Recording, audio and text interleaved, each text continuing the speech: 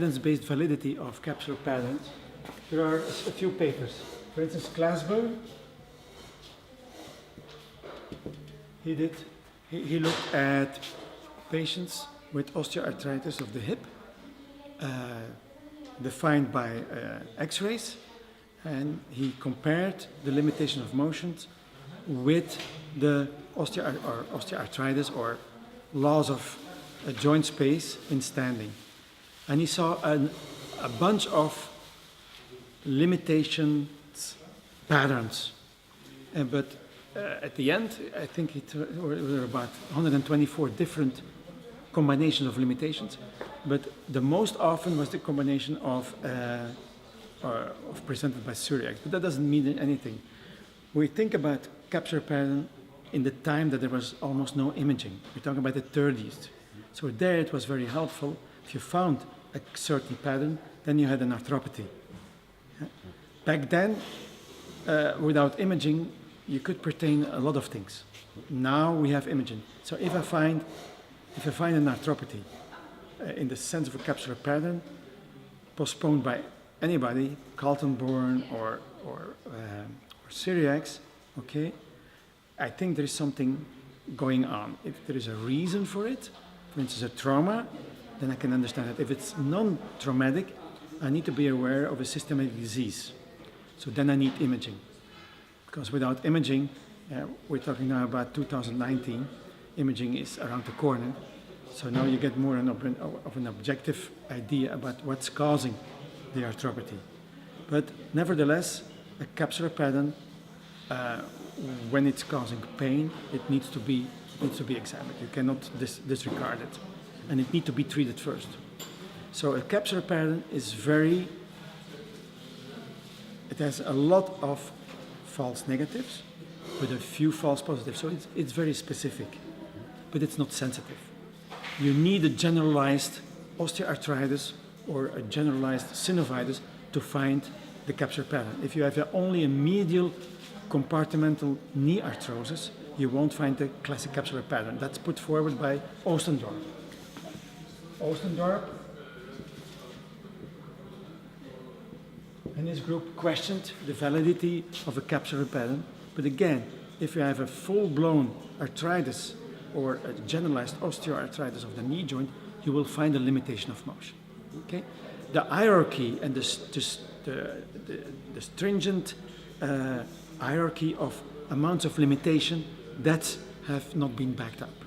Okay? That was an incidental finding by those guys with their merits back then, but now we are more loose about it. If you find and a painful flexion and a painful extension limitation in the knee, what else is going to be?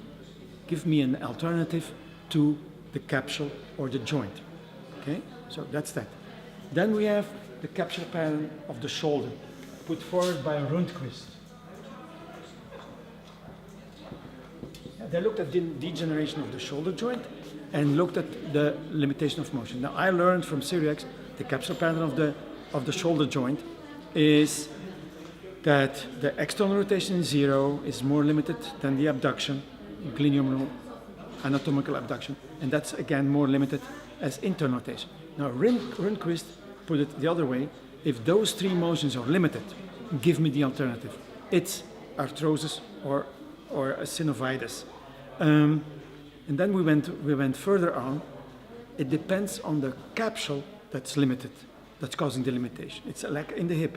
If you have a more frontal irritation or adaptation of the capsule, and here, for instance, of your coracohumeral ligament, you're going to have different hierarchies. So the hierarchies are not that matter anymore. But if you find in the shoulder joint more than 3 limitations, or here both flexion and extension, or in any joint, then give me the alternative of tissues that are causing that kind of pattern. And that's for me still a valid help in the clinical setting. If I find a capsular pattern, fine, I need to know why. In the hip, I often need imaging. Okay. If I find a non-capsular pattern, then that doesn't mean that it cannot be an osteoarthritis or a synovitis.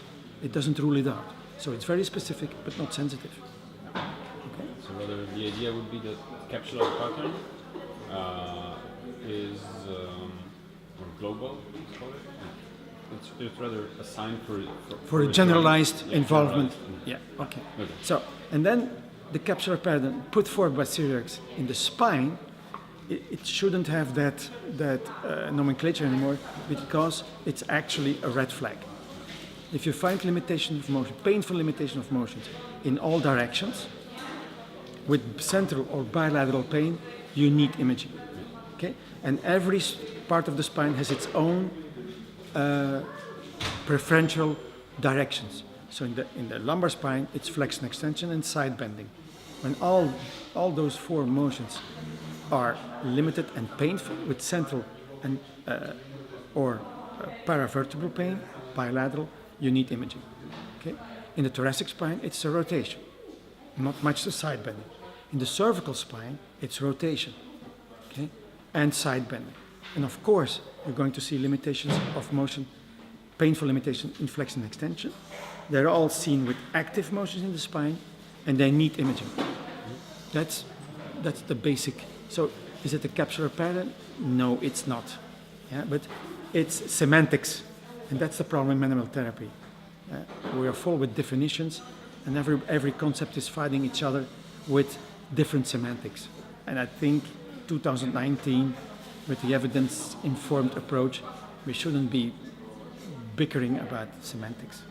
Everybody, we should not. It doesn't make any sense. Yeah.